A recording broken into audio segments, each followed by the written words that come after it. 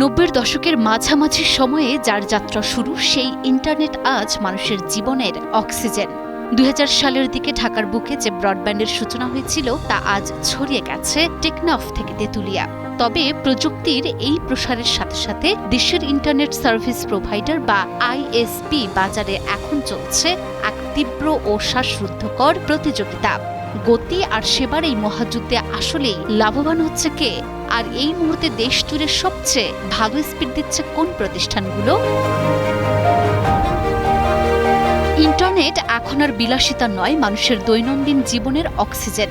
আর এই অক্সিজেনের সরবরাহ ঠিক রাখতে দেশের ব্রডব্যান্ড বাজারে চলছে এক তীব্র মহাযুদ্ধ। গতি আর নিরবচ্ছিন্ন সেবার এই প্রতিযোগিতায় গ্রাহকদের মন জয় করে রাজত্ব করছে শীর্ষ কিছু আইএসপি প্রতিষ্ঠান।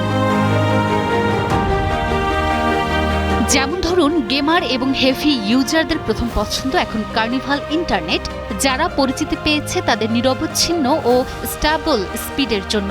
অন্যদিকে কর্পোরেট ও হোম উভয় ক্ষেত্রেই শক্তিশালী ফাইবার অপটিক নেটওয়ার্ক দিয়ে নির্ভরযোগ্য ব্যান্ডউইথ দিচ্ছে লিংক 3।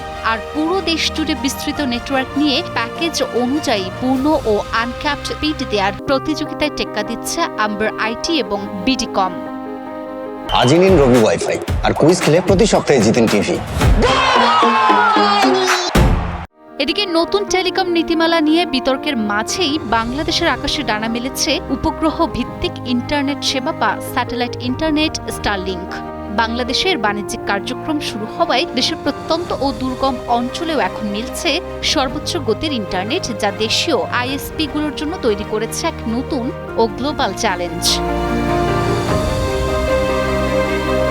প্রশ্ন হচ্ছে, কারা দিচ্ছে ভালো স্পিড? আসলে বাংলাদেশের আইএসপি বাজারে তীব্র প্রতিযোগিতার কারণে এখন অনেক প্রতিষ্ঠানই খুব দ্রুত গতির ব্রডব্যান্ড ইন্টারনেট দিচ্ছে। তবে কাগজে কলমে বা বিজ্ঞাপনে আইএসপি গুলো যতই গতির দাবি করুক না কেন, আপনার এলাকায় আপনি কেমন স্পিড পাবেন তা মূলত নির্ভর করে লোকাল কেবল অপারেটরের সার্ভিসের উপর।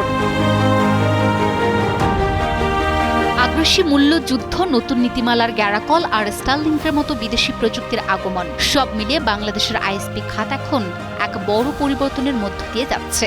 বিশেষজ্ঞরা বলছেন, এই ব্যবসা এখন একটি ভলিউম গেম, অর্থাৎ টিকে থাকতে হলে খেলতে হবে বড় স্কেলে। কারণ কোনো আইএসপির গ্রাহক সংখ্যা যদি 20,000-এর কম হয়, তবে এই বাজারে লাভ করা তো দূরের কথা, টিকে থাকাই বড় চ্যালেঞ্জ।